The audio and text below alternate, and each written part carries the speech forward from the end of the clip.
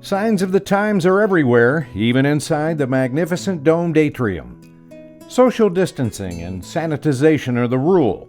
And of course there are the masks. Ohio golfer Patrick Norris was fine with all of it. We thought we were a little adventurous coming down here, yes. Any regrets?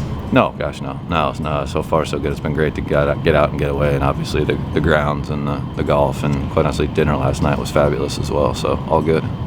After a socially distanced breakfast in the atrium, the golfers set out for the Pete Dye course. Things are different here, too. The pro shop is now in the pavilion by the practice range and first tee.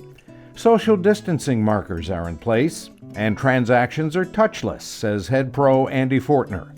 Also, once they come in, we take their temperature, can't be over 100, and we give them the wristband. And that kind of also, when they see everybody else having the wristbands on throughout the day, especially on a busier day, I think it gives everybody a little more peace of mind. Once they're screened, golfers climb into their freshly sanitized carts and head for the promised land, the first tee of the famed Pete Dye course at French Lick Resort.